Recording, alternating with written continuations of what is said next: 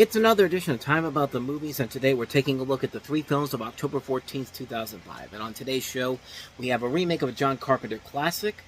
We also have a couple of underrated films from director Cameron Crowe, starring Orlando Bloom and Kirsten Dunst, and Tony Scott directing a film with Keira Knightley and Mickey Rourke among the cast. But before we get to those movies, let's take a look at the biggest new release of the weekend, which is, sadly, The Fog.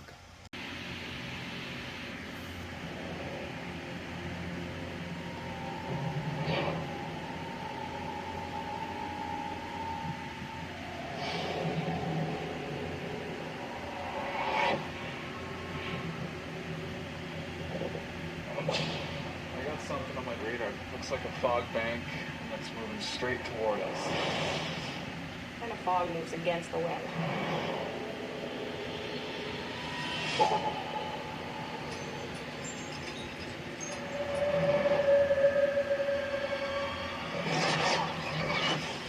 Elizabeth?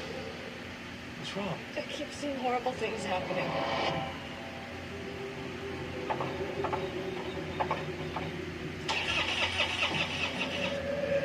Come on, please.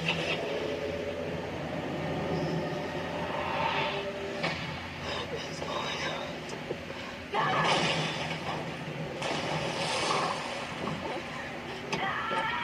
What's happening? Killed. Fall killed. Get off the island. Why? Just go. Somebody out here!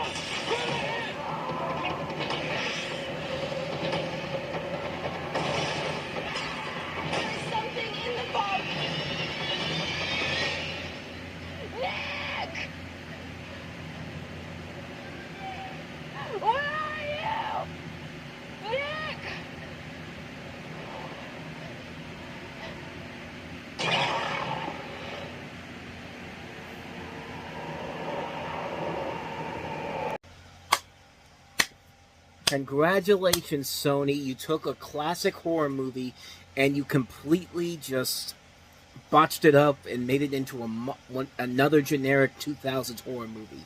But then again, should we expect anything less from the same director that gave us such great movies as Stigmata and Blank Check? I think we all know the answer to that question. But in this movie, they tell us the story of a strange fog that sweeps in over an island town off the coast of Oregon, bringing with it the vengeful spirits of mariners who were murdered there 134 years before. The townspeople find themselves trapped and fighting for their lives while discovering the truth of their dark history. And, yeah. That trailer, I think, is a perfect sum of everything that's wrong with this movie. From the fact that everything gets so set up for the same predictable tropes that we've seen in so many bad horror movies, you know.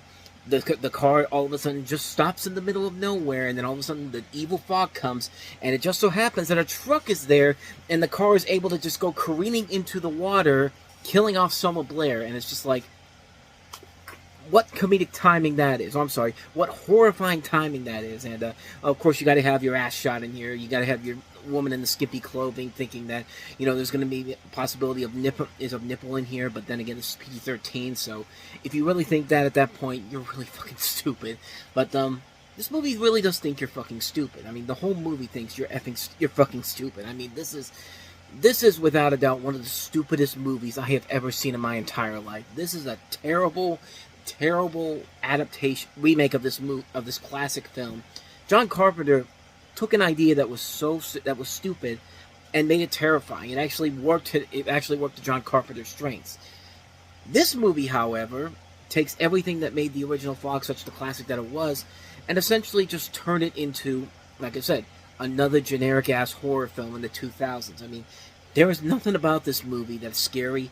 There's nothing about this movie that's intimidating. There's nothing about this movie that's interesting whatsoever. It's a mess. It's a mess of a film on so many levels. Just not worth it in the long run. And, of course, because people are idiots, they went to make this the big hit of the weekend. And I guarantee you that as soon as they saw it, they immediately forgot about it almost afterward. I mean, who would remember this movie, except for the fact that it was a terrible remake of a classic John Carpenter movie. At least with Assault on Precinct 13 that came out early in the year, they were at least trying to modernize it for a new generation without dumbing it down for audiences, and it almost works. It's a fine movie for what it is, but this is a bad movie. This is a bad horror movie. Even if it wasn't a remake of a classic film, it would have been a bad movie anyway. I guarantee you, if you saw this back then on the opening weekend, you probably have no idea what even happens in this movie. You probably don't even remember it. In fact, you probably don't even know that this movie even existed until I brought it up here. I mean, that's just my thinking on this movie's part, because yeah, this movie does think you're really that stupid to remember this film in general. But yeah, terrible movie. Yeah, avoid it like the plague. So we got the bad movie out of the way. Now let's actually get to the good stuff. Let's go ahead and take a look at some underrated films that came out this weekend, starting with Cameron Crowe's Elizabethtown. From the director of Jerry Maguire, you're about to lose this company $1 billion. Comes a story about getting fired. What? Getting dumped. You love me? Call me later. Rescue me. Good morning.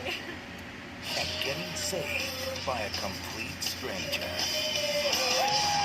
How can I leave you in distress? Elizabethtown. I'm not used to girls like you. That's because I'm one of a kind. Rated PG-13. Starts Friday, October 14th. Okay, that is a horrible commercial for this movie.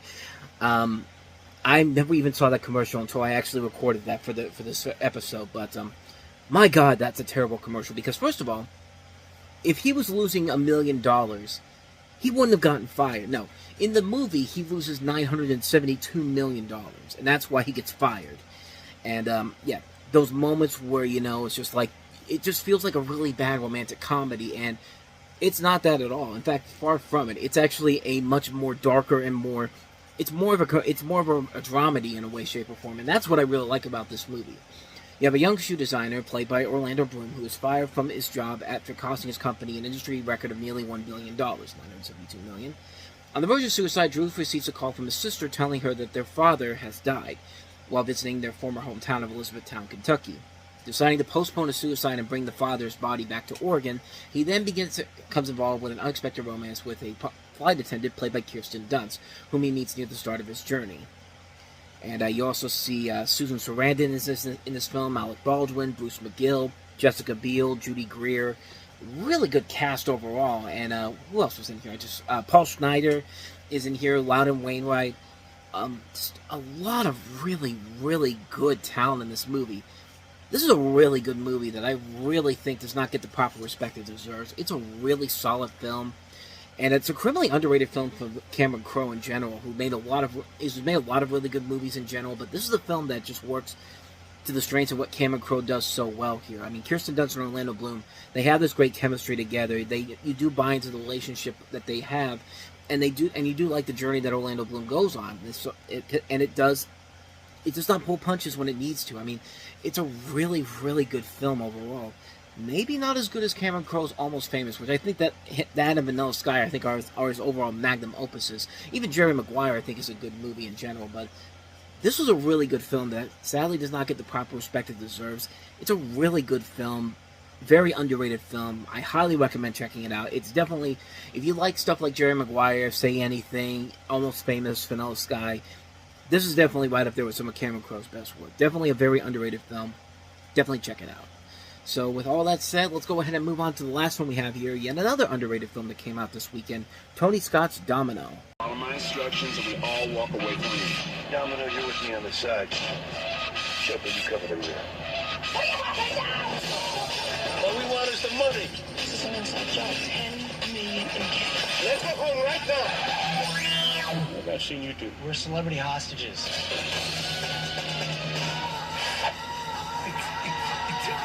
Wow. Oh, thank God.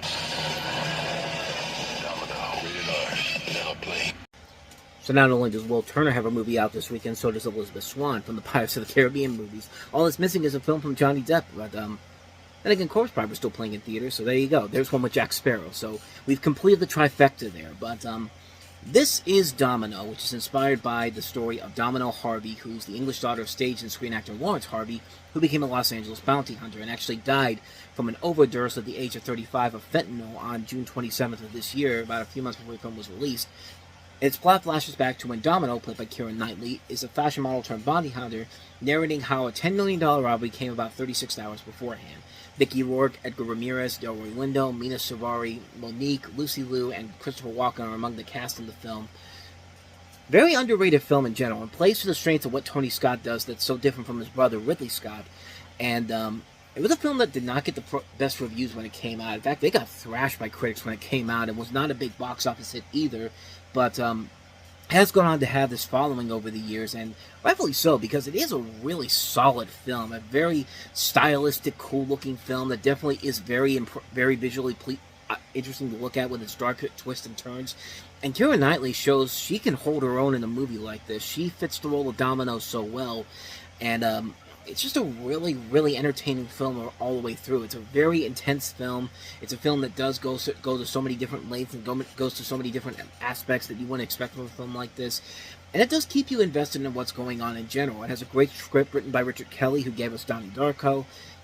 Just the pieces coming together so well here. And it's a film that really is a lot better than I think a lot of people let on. I'm glad to see that it's getting somewhat of a cult following. But because it is actually a really good film. It shows what Keira Knightley can do as a leading actress in a big role like this. And it just works all the way through. It has a lot of style to it, a lot of good action sequences, a lot of good storytelling. Very underrated Tony Scott film. One I highly recommend checking out. Definitely check out Domino. So with all that said, we wrap up another edition of Time About the Movies. Next time we meet, a lot of movies to look at next time around, including The Rock starring in the video game adaptation of Doom, Kurt Russell and Dakota Fanning in Dreamer. We also have Charlize Theron in North Country, Ewan McGregor, Ryan Gosling, and Naomi Watts in Stay. We also have Kids in America, which is a movie that some of you may not be too familiar with, but you'll know some of the names in this film. Criminally underrated Steve Martin movie, Shop Girl. One of my favorite movies of all time, Kiss Kiss Bang Bang. We also have, I think the last one here is Barely Legal. So what do we got here? Let me just make sure there's nothing else here on this list. So let's see, 1, 2, 3, 4, 5, 6, 7, 8 movies to look at next time. So we have a stacked show again. We are in awards season. We are at a point where, you know, I'm starting to remember a lot of these movies. Some of them you might not be too familiar with, but you might recognize some of the names involved in here. So we have a lot of movies to get to, of course, and we'll delve into those on the next episode. But until then, thank you so much for watching, and if you want to see more videos like this, please hit the playlist on the next page, check out the previous episode, and also don't forget to hit the like and subscribe button if you want to see more videos on this channel. Also hit the notification button too to get updated when new videos come out. And speaking of stacked shows, stay tuned for Time About the Movies Flashback, because we're flashing back to the weekend before Thanksgiving 1987 with a ton of notable films, the re-release of Cinderella, Flowers in the Attic, Nuts, Teen Wolf 2, Sign of the Times, Date with an Angel, and The Last Emperor. So we got 7 movies to look at on there. We'll look at all those on Time About the Movies Flashback, which will be coming up after I post this up, so stick around. We will be right back.